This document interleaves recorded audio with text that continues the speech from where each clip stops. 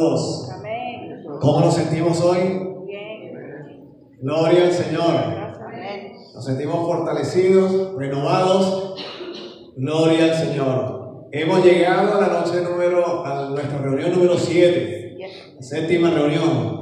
Ya mañana estaremos dando por concluido esta semana de grandes bendiciones, la gran esperanza. La pregunta es, ¿quién es nuestra gran esperanza? Cristo Jesús, así es. La noche de hoy estaremos estudiando un tema que tiene por título El tiempo del juicio. Pero antes de dar inicio con la temática, vamos a orar aquí donde estamos. Querido Padre Celestial, invocamos tu nombre en esta hora. Suplicamos que te hagas presente en nuestros corazones, en nuestras vidas. Hoy que hemos de estudiar este tema que viene a sumarse a los que hemos estudiado en las noches anteriores. Permite que podamos tener una claridad del mensaje que quieres transmitirnos, la alerta que quieres colocar delante de nuestras vidas, para que hagamos los arreglos necesarios y las decisiones oportunas mientras hay tiempo, Señor. Permite que todos los que escuchemos este mensaje podamos ser transformados, renovados por tu Espíritu Santo. Amén. Que pueda impactar nuestras vidas, nuestros corazones, y tu nombre pueda ser exaltado y glorificado por los siglos sin fin. Amén. Lo suplicamos en el nombre de Cristo Jesús. Amén. Amén. Hay un gran anhelo y un gran deseo de la mayoría de las personas de conocer lo que ha de acontecer en el futuro. Es por eso que hay muchos que han pasado por este mundo y todavía están por aquí, que han tenido un oficio bien particular acerca de adivinar el futuro. Yo no sé cuántos de ustedes conocen el caballero que está allí en la imagen, Nostradamus, ¿verdad? Todavía sigue sonando su nombre. A pesar de que ha muerto, todavía dicen que sus profecías están por cumplirse, que si estas, que están, que... Bueno, realmente es interesante cuando tú empiezas a investigar todas estas personas que están tratando de adivinar el mundo. Cuando dicen que, por lo menos en mi país, en Venezuela, yo leí un reportaje recientemente donde decía, este es el que más la ha pegado, porque ya dicen que la has pegado cuando aciertas. Y así decía el titular, este sí es verdad, porque este es el que más acierto ha tenido, más de la mitad. Ya cuando pegan más del 50% dice que es buenísimo. Cuando para equivocarse simplemente hay dos opciones, ¿verdad? O verdadero o falso. Inclusive cuando tú te das cuenta del tipo de proyecciones acerca del futuro, lo hacen de una manera tan vaga y abierta en ciertas ocasiones que pareciera que, bueno, ¿quién no puede adivinar de esa manera? Yo también podría hacer algunas profecías así. Vendrán tiempos difíciles. Alguien tomará una decisión que podrá cambiar el mundo. Imagínense ustedes, eso se le puede atribuir a cualquier persona. Bueno, hay algunos modernos, ¿verdad? No sé, cada país tiene los suyos, ¿verdad? Ya en Venezuela también hay una lista y yo me puse a buscar algunos nombres, pero me di cuenta que cada país tiene su propio repertorio bien reconocido, y a lo largo de todos los tiempos han existido diferentes tipos de personas, cada uno con sus propias particularidades, tratando de adivinar acerca del futuro. En la Biblia también aparece un episodio en el cual el rey Saúl, el primer rey del pueblo de Israel, tuvo una situación bien particular. Él había sido rechazado por Dios porque él había abandonado a Dios, no quiso obedecerle. Entró en una condición espiritual en la cual él desechó, desobedeció y desafió a Dios, a tal punto que Dios tuvo que rechazarlo como rey de Israel. El profeta Samuel fue una persona muy vinculada a él porque estuvo desde sus propios inicios. Sin embargo, para el momento de la historia que estamos relatando en esta ocasión, el profeta Samuel ya había muerto. Ahora, él, sintiéndose abandonado por Dios, porque le había desafiado, había sido rechazado, ya finalmente, su pecado no había sido confesado. Él se mantenía en su posición, no había quebrantado su corazón, no le había dado más lugar al Espíritu Santo. Él quebranta inclusive una de las leyes que Dios le había dado, en el cual solicitaba que todos los adivinos, todos los encantadores fuesen erradicado del reino. Él había participado en eso. Y en este momento, cuando el pueblo de los filisteos se colocan en posición de batalla, amenazando al pueblo de Israel, este rey no tiene otra opción en sus propios caminos perdidos que tratar de encontrar una adivina para que le predijera cómo tenía que resolver ese problema que tenía ante sus pies. Así que cuando encuentra la adivina de Endor, después que hacen una cantidad de investigaciones sus siervos para tratar de encontrar alguna, pues como uno dice por allí en el cómo dice, buscando hasta debajo de las piedras, encontraron a esta adivina, y entonces le exigen, ella también se niega y dice, bueno, tú no sabes cómo el rey Salomón nos ha perseguido y nos ha puesto en problemas, en tribulaciones, y ahorita tú me pides que haga este tipo de adivinaciones. Él le promete que no va a haber ningún inconveniente y le pide, quiero que me traigas a Samuel. Dice el relato bíblico, ahí en el libro de Primera de Samuel, el último capítulo, en el 28, que entonces esta mujer dice que vio que se veían unos dioses que venían desde allá abajo, y de pronto le dice, ahí viene Samuel, y él pregunta, ¿y cómo es? Bueno, ahí ve un anciano que se acerca. Ahora, este anciano que él veía, ¿era realmente Samuel? Luego lo que hemos estudiado ya, ¿quién era? Un demonio. Un demonio que había tomado la forma del profeta Samuel. Ahora, ¿cómo sabía cómo hablaba y qué decía y cómo se comportaba Samuel? Bueno, porque lo había visto cuando estaba aquí vivo en la tierra. Así que se disfrazó igual que él para aparentar lo mismo. Ahora, lo interesante de esta historia es que este demonio le hace una profecía a Saúl y le dice, ¿sabes qué? Mañana, porque Dios te ha desechado, mañana tú estarás aquí conmigo, con tus hijos también. Bueno, dice el relato bíblico que Saúl cayó como tendido muerto. Y hubo que hacer una cantidad de cosas que por el tiempo no voy a tener que ahorita que ahondar, que lo recuperaron como pudieron, lo levantaron, le dieron una sopa y bueno, para afuera. Lo sacaron de allí como sea. Al día siguiente él estaba en la batalla y le llegaron las primeras noticias que sus hijos habían muerto. Y entonces el rey Saúl tomó una decisión de suicidarse. Le dijo a su escudero que lo matara. Y él dijo, ¿qué? Yo a ti no puedo, tú eres un ungido, no puedo hacer eso. Así que por la desesperación, Saúl desenvaina su espada y se tira sobre ella para matarse. Fíjense que hay aquí algo interesantísimo.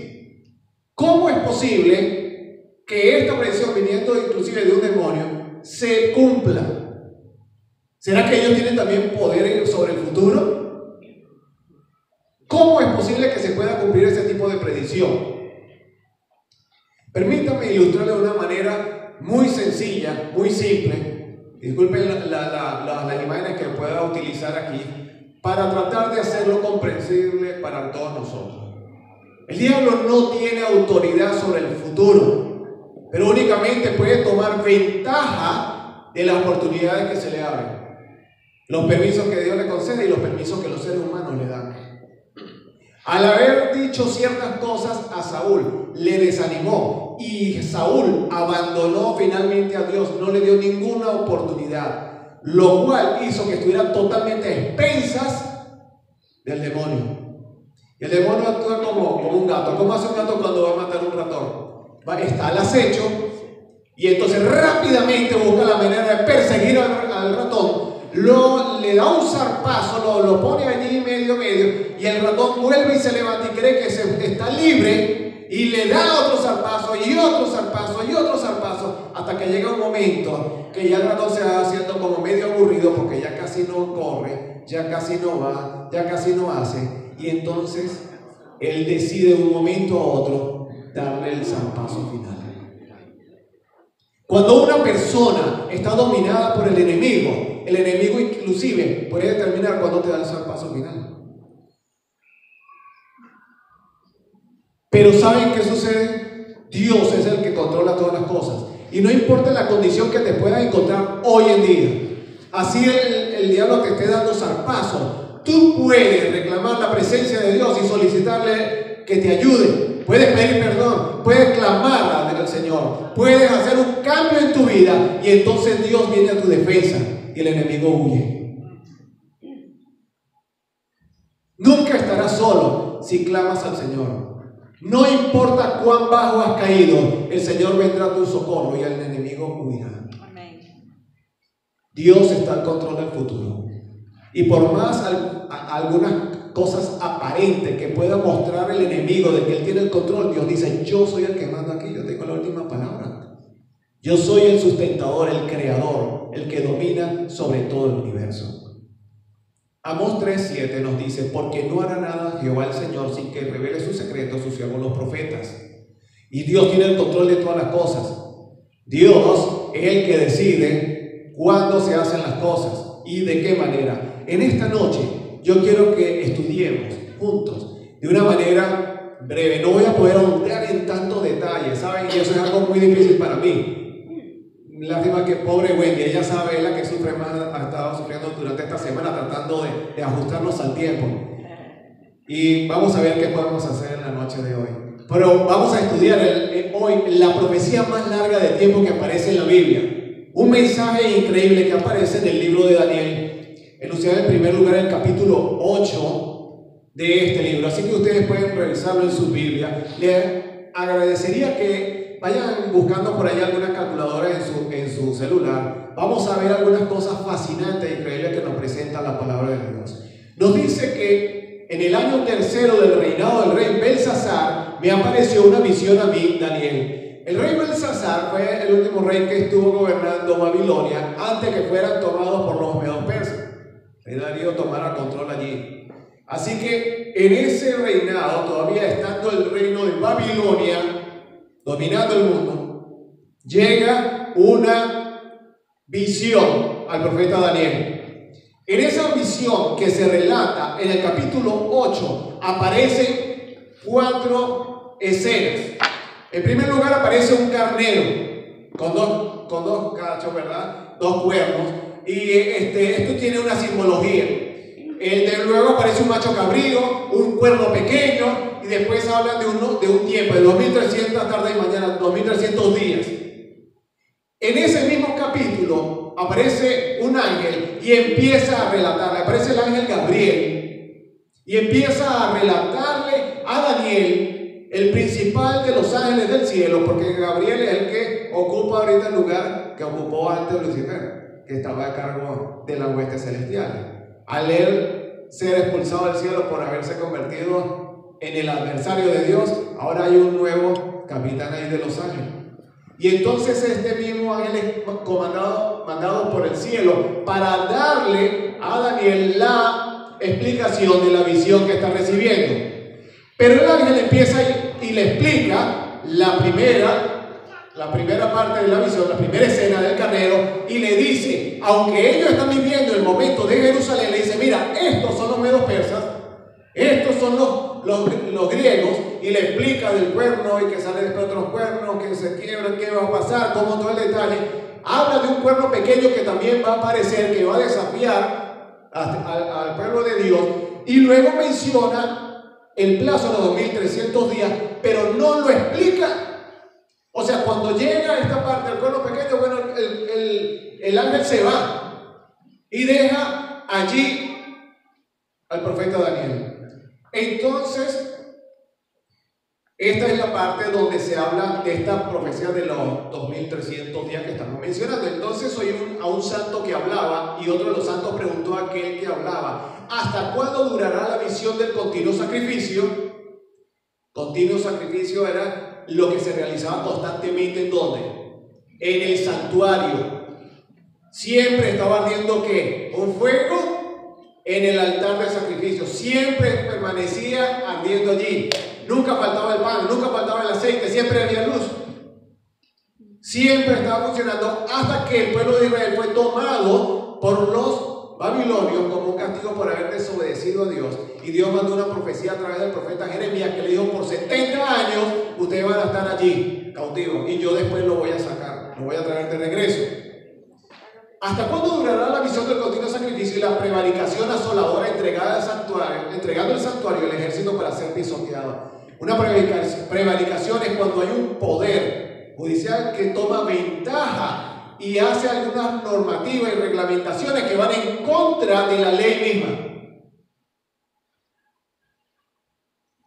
Y entonces, ya cuando Daniel está escuchando esta profecía, se está casi cumpliendo los 70 años. Daniel llegó jovencito a Babilonia y ahora está escuchando esta profecía y escucha lo que dice el versículo 14. Y él le dijo, hasta 2300 tarde y mañana, luego el santuario será purificado. Daniel entra en un colapso, no entiende nada. ¿Cómo es posible? Pensó por un momento que se trataba que ahora iban a pasar más tiempo. Casi están llegando a los 70 años. Ahorita dice, ¿será que Dios me alargó aquí la historia?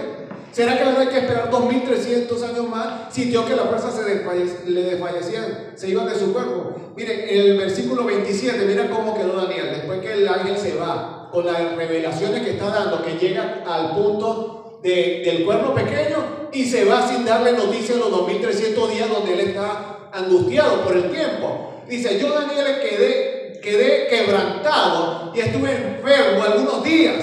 Y cuando convalecí, atendí los negocios del rey. Pero estaba espantado a causa de la visión. ¿Y qué dice? No la entendía. Como algunos de nosotros ahora, no la entendemos. Ahora, vamos a llegar al capítulo 9 de Daniel y nos vamos a dar cuenta que ya ahora estamos en otro reinado. Ya estaba reinando Darío. Ya entraron los medos persas.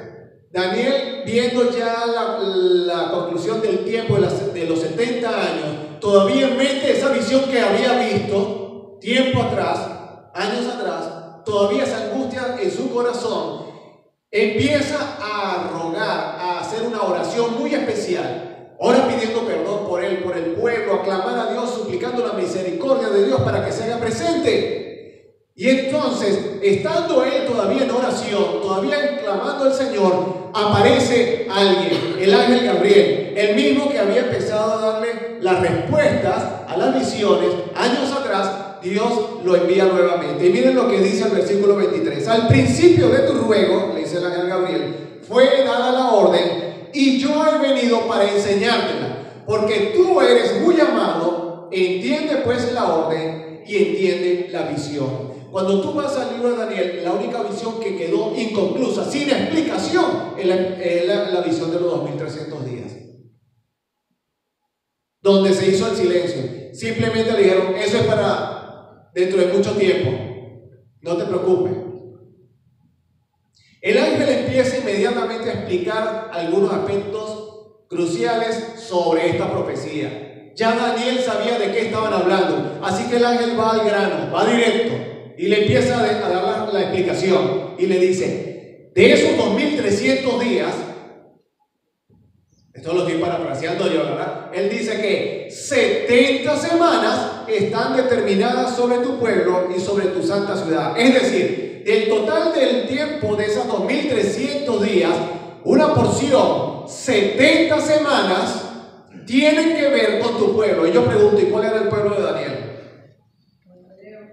El pueblo hebreo. Daniel era judío. ¿Ok? Ahora, nosotros cuando estamos estudiando las profecías nos vamos a dar cuenta que cuando los términos son dados a nivel simbólico, todos los elementos de la profecía también son simbólicos. Así que este plazo de tiempo, como es en este caso, también tiene que ser de igual manera. Pues está hablando de símbolos de animales, de una cantidad de gente. Ahora empieza ¿qué? A explicar ese tiempo. Hay unos paralelismos y la Biblia misma se explica de una conversión que nosotros podemos hacer como Dios mismo lo ha señalado por boca de él, de cómo Dios lo ha interpretado, como un día profético llega a simbolizar y a representar un año literal. Es decir, cuando tú vas aquí al libro de Números, capítulo 14, versículo 34, para citar un ejemplo, los días que estuvieron los espías en la tierra de Canaán investigando, y después fueron 40 días.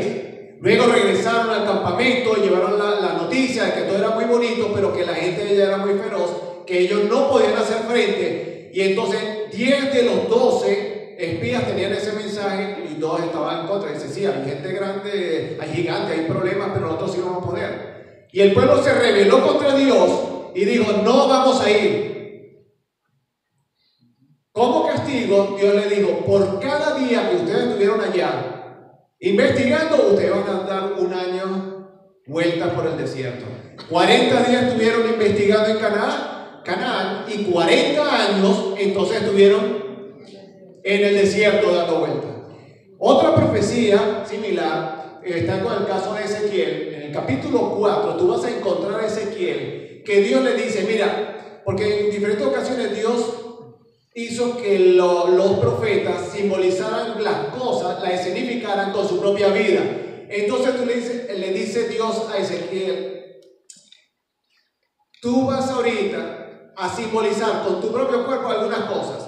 Vas a dormir de un lado por 390 días, lado izquierdo, 390 días por los pecados que ha pasado el pueblo, y luego vas porque ellos pecaron por 390 años, y después vas a dormir por el otro lado 40 días por los 40 años también que hubo problemas con ellos. Entonces Dios le dice, por cada día representa ¿qué? Un año, día por año te lo he dado. Dios mismo lo dijo. Así que si nosotros aplicamos este principio en esta profecía, no nos vamos a equivocar. 2300 días que se convierten en ¿cuánto tiempo? 2300 años literales. Así que un día profético equivale a un año literal. Los 2300 días proféticos equivalen a 2300 años literales. 70 semanas que dijo el ángel que tenían que ver con el pueblo de Israel equivalen a ¿cuánto? ¿Por qué? ¿Cuántos días tiene una semana? 7 días. Así que 70 semanas, ¿cuántos días son? 7 por 70. 7 por 7, 49. Y el 0, 490. ¿Ok?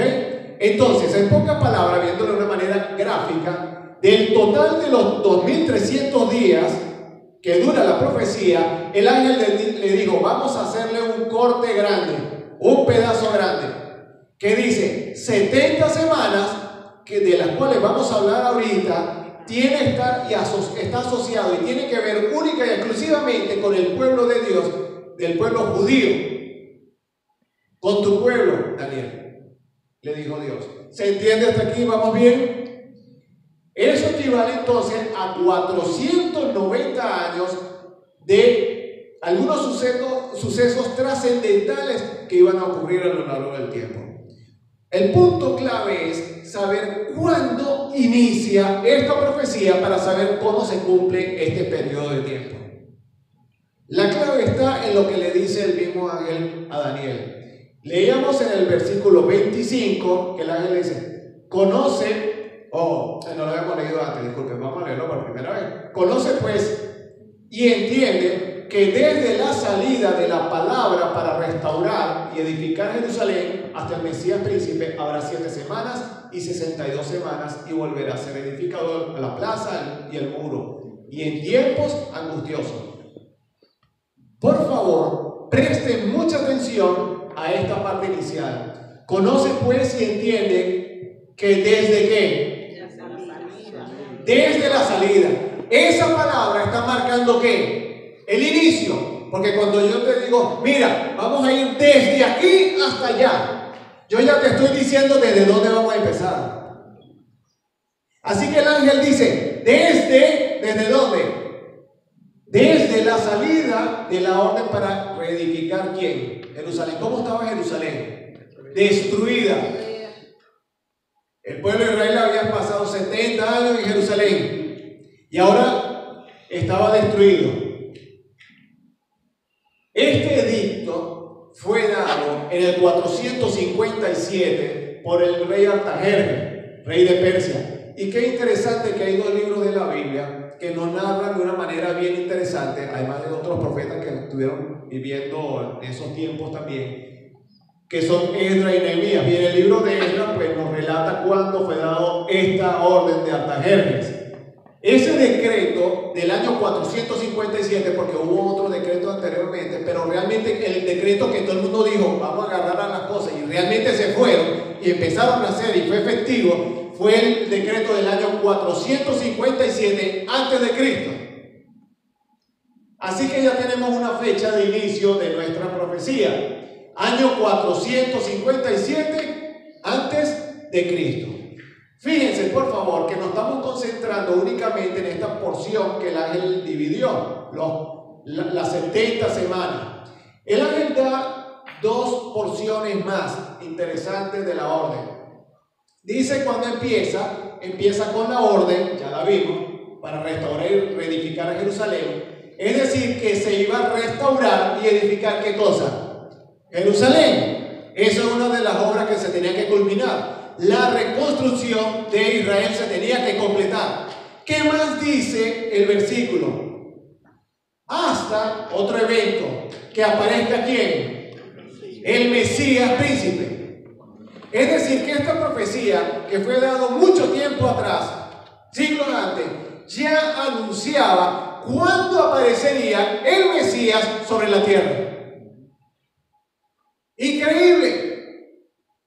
Ya Dios había dado con antelación cuándo habría de aparecer el Mesías sobre la tierra. Y entonces explica en qué tiempo va a ser cada uno de estos dos eventos. El primero, la restauración se tendría que completar ¿en qué tiempo? 7 semanas. Y el segundo evento se completaría ¿en cuánto tiempo? 62 semanas. Si hacemos algunas cuentas matemáticas aquí, usted se va a dar cuenta que tenemos el año 457 antes de Cristo. Recuerda que vamos desde antes hacia los tiempos de Cristo, así que los años van a empezar a restarse. ¿Sí? El primer periodo son 7 semanas. 7 semanas, ¿cuántos días son? Días proféticos. 7 por 7, 49. Así que si yo resto 457, le resto 49, me da el año 408 antes de Cristo. Y si yo de este número le resto las 62 semanas, 62 por 7, me da 434 años literales. Si yo lo resto, me va a dar otra fecha. Y luego vamos a hablar de esa segunda fecha. Vamos a ver en la historia que realmente la reconstrucción de Israel se realizó en ese plazo de tiempo